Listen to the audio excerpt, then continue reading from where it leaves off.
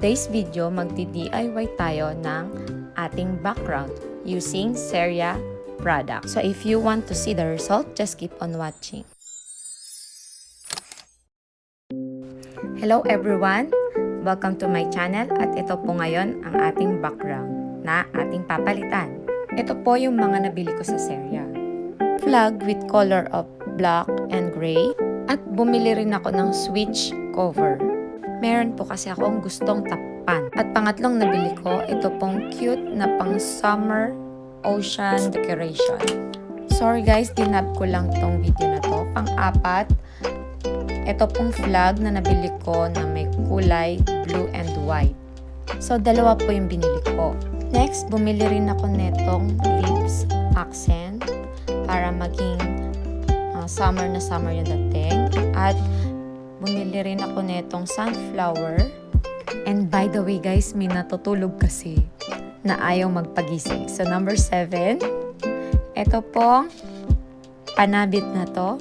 Summer design din siya at napaka-cute. Number 8, bumili rin po ako netong board na to. Napaka-cute niya at parang nakaka-relax yung kulay.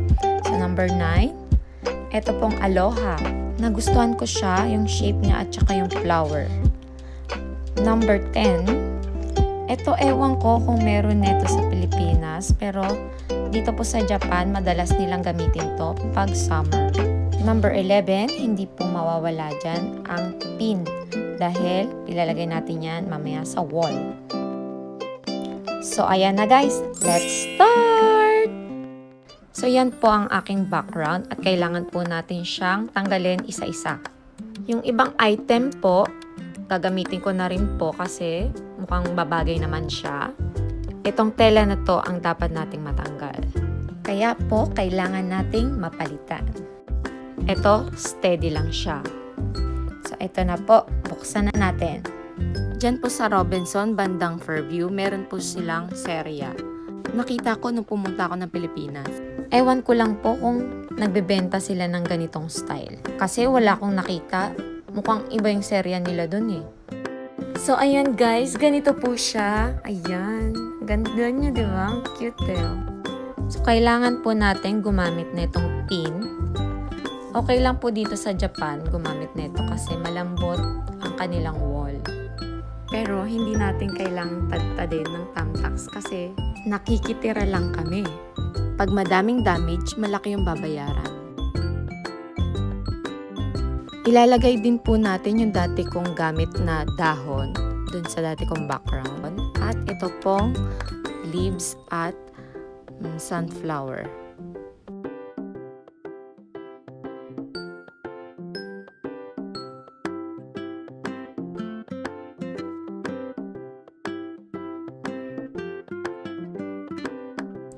Next, yung ganitong klaseng dahon.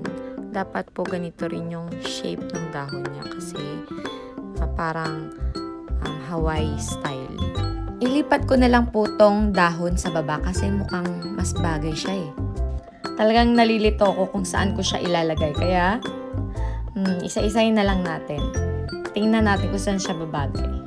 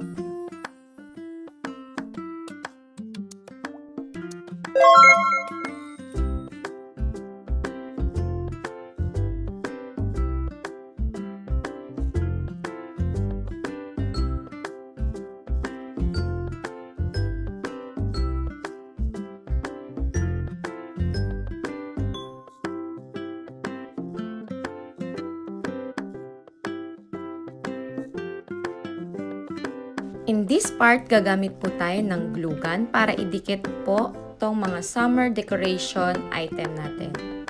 at para madikit din natin tong mga board.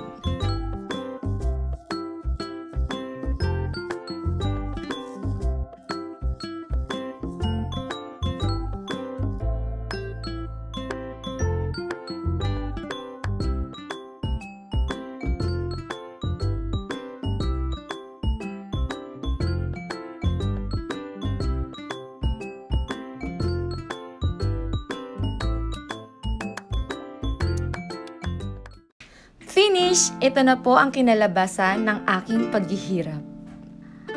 So, para sa akin, ito po ang kinalabasan ng aking motif dahil parang in-image ko siyang malapit sa dagat at parang piyasang pesta yung dating niya dahil dito sa Japan every summer, madaming fiesta na nagaganap. Kaya, dun ko siya kinuha. So kung hindi nyo po nagustuhan at meron po kayong may advice, ilagay nyo lang po dyan sa comment section para po mabago ko ang aking decoration. But if you like the design, just give me a thumbs up. Thank you for watching everyone. If you love my videos, just click the subscribe button and hit the notification bell for new videos. Mata kondo no video de yoroshiku onegai shimasu. Ja ne!